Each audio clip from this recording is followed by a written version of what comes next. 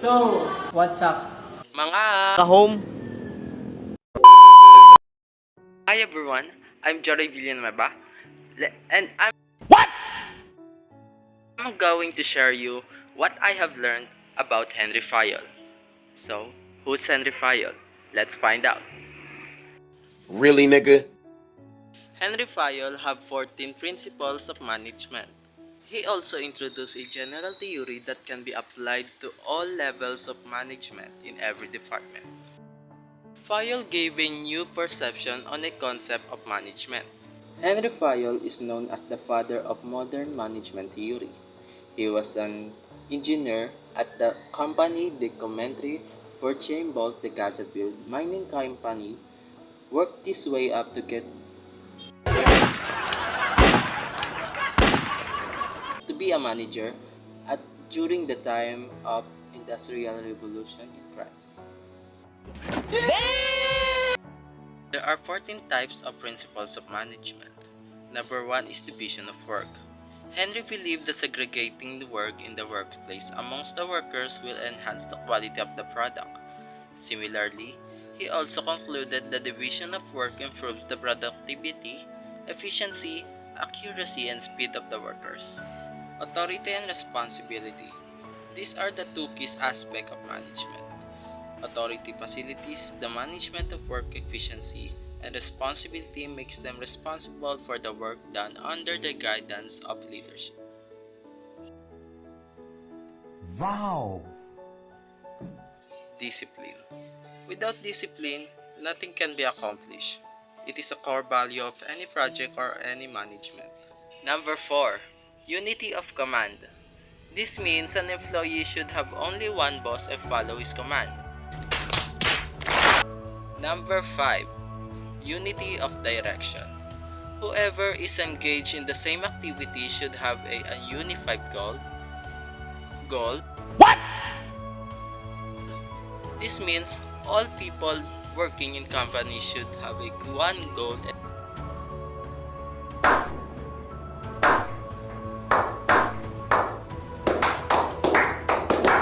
Number 6. Subordination of individual interests. This indicates a company should work unitedly towards the interests of a company rather than the professional interest. Verse 7. Remuneration. This plays an important role in motivating the workers in company. Remuneration can be monetary or non-monetary. 8. Centralization. In any company, the management or any authority responsible for a decision-making process should be neutral. Number 9. Hierarchy. On this principle, highlights that the hierarchy steps should be from the top to the lowest. Number 10. Order. A company should maintain a well-defined work order to have a favorable work culture. The positive atmosphere in the workplace will boost most positive productivity.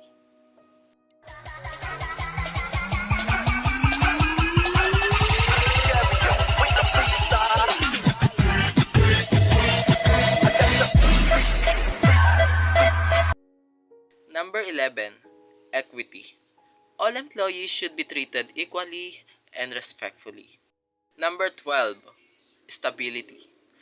An employee delivers the best if they feel secure in their job. It is a duty of the management to offer job security to their employees. Number 13. Initiative. The management should support and encourage the employees to take initiatives in an organization. And number 14. Spirit the corps. It is the responsibility of my management to motivate their employees and be supportive to each other regularly. Developing trust and mutual understanding will lead a positive outcome and work environment. In conclusion, the 14 principles of management, the pillars of any organization. They are integral for predicting, planning, decision-making, process management, control, and coordination. So that's the 14 principles of management.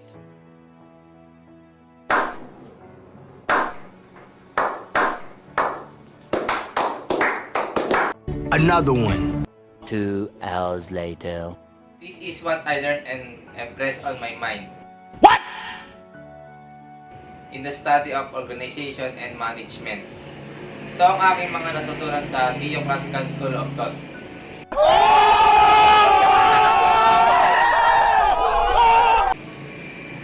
Ang illumination experiment para sa akin ay isa sa pinakamalaking pagsakasaysayan.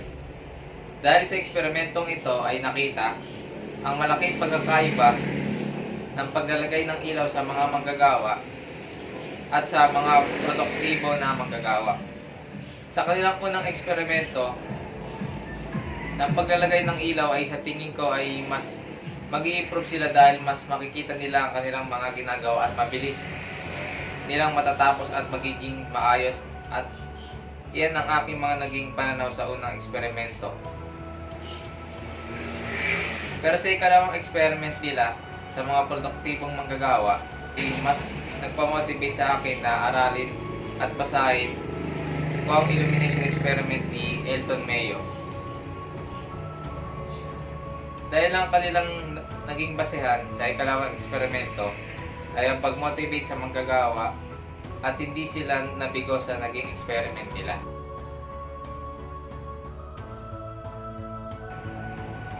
Na kahit hindi nila dinagdagan yung ilaw, ay mas naging maayos at mabilis pa rin natapos ang kanilang trabaho, at nabigyan din ako na sobrang laking ambag nito sa aking pag-aaral ng organization and management. Oh my God! Wow! Ito yung motivation of Neoclassical School of Thought. Kung ako man ay may mga empleyado na rin, ito ang employee motivation ng aking unang gagawin para mas lalo silang ganaan sa kanilang pagtatrabaho. Ganon din sa aking pag-aaral. Dapat ay namamotivate din ako sa mga subject para mas may advantage na ako sakali magkaroon ako ng mga sariling empleyado.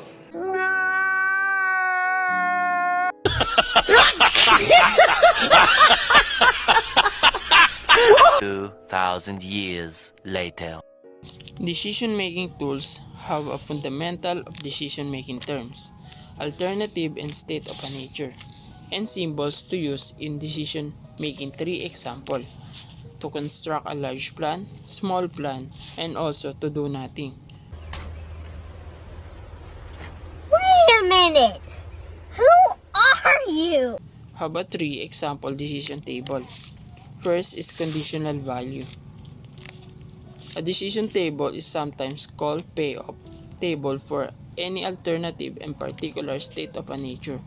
There is a consequence or an outcome which is usually expressed as monetary value. And next is decision making under uncertainty, when there is a complete uncertainty as to which state of a nature in this decision environment occur. It's rely on 3 decision methods. One is maximax, second is maximin, and last, equally likely.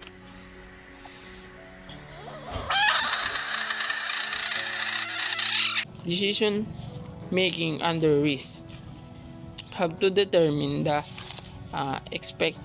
expected monetary value or EMV, promoting innovation and adaptability. Ultimate successful decision making in organizational management necessitate the holistic approach.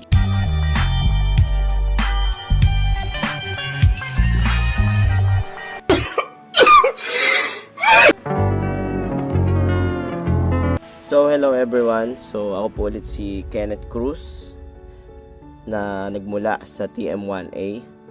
Ay gusto ko lang po i-share sa inyo yung aking natutunan sa organizational management na subject, lalo na kay Sir Shelo. Sobrang dami ko po natutunan dito sa subject na ito, at lalo na kay Sir na tumulong sa akin upang mapalawak at mapalalim pa yung kaalaman ko to manage and to organize everything sa buhay ko. Tara po at simulan natin na pag-usapan kung ano yung mga natutunan ko dito sa subject na ito. So nasabi na po ng mga kasamahan ko yung ilan sa aming mga na-topic o na aming na-tackle dito sa subject na ito. Pero ang gusto ko pong i-share sa inyo ay syempre hindi na tayo lalayo. Yung una, Oh, hell no! yung introduction ni sir. So marami akong natutunan pero ilan lang ito sa aking mga natutunan dito sa subject na ito. Una yung organization.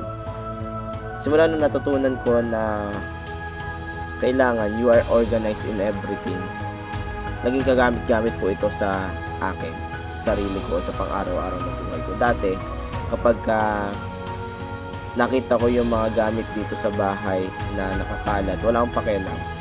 Dati po ay hayaan ko lang na nakakalat. Pero, nung natutunan ko po na dapat pala ay organize tayo sa maraming bagay o organize ako sa maraming bagay. Ultimo na kahit maliit na kalat ay nagagawa ko pong pulutin at nagagawa ko pong kuhanin para ilagay sa tamang tapunan o sa ilagay sa tamang lalagyan nito. Maging yung mga damit ko na naaayos ko na sa maayos na pamamaraan.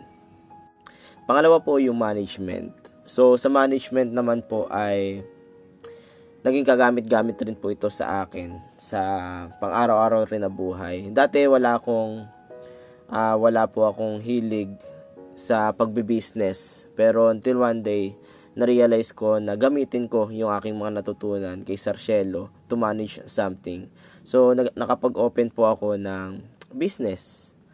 Small business lang, yung nakakapagtinda po kami ng chicken fillet, ihaw-ihaw, mga tusok-tusok, yung paghahango po ng mga tinuyo o binilad na isda. So nabebenta ko po yun at namamanage ko po yung puhunan, yung kinikita, at maganda pa po nun ay may naitatabi po akong pera. Kasi sabi nga po ay kapag po hindi mo na manage yung isang bagay, walang mangyayari. Pero ngayon po ay hindi naman po sa pagmamalaki. Maraming bagay akong napatunayan sa sarili ko na kapag minanage ko po pala yung isang bagay, may nangyayaring kakaiba. So ngayon po, ang heart ko, ang isip ko, naka-focus doon sa pag-aaral, na ma-manage ko po ng ayos. At the same time, ay nakakapag-business po ako pagkayari po ng school, kapagayari po ng pag-aaral. Kaya sobrang laki po ng pagpapasalamat ko, namin po, ng buong grupo ko, ni Ken, ni Jory, ni Daniel, sa kay Sarcielo, dahil sobrang naging kagamit-gamit po para sa amin yung management. So, yan lang po yung ilan sa aming mga natutunan sa organizational management na subject ni Sarcielo. At pinagpapasalamat po namin yon kay Sarcielo dahil matyaga po niya kaming tinuruan ng maraming bagay.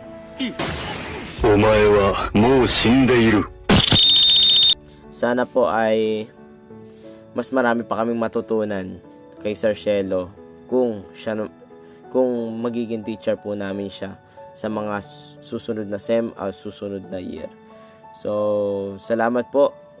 Kaya tara na po at atin pang alamin ang maraming bagay about sa organizational management. Let's go!